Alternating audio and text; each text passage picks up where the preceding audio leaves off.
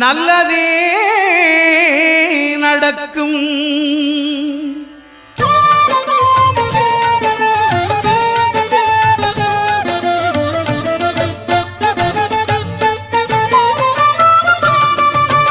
9 கோளும் ஒன்றாய் காண அங்கு கற்பகம் என்னும் கடவுளின் மெய்யில் 9 கோளும் ஒன்றாய் காண அங்கு கற்பகம் என்னும் கடவுளின் மெய்யில்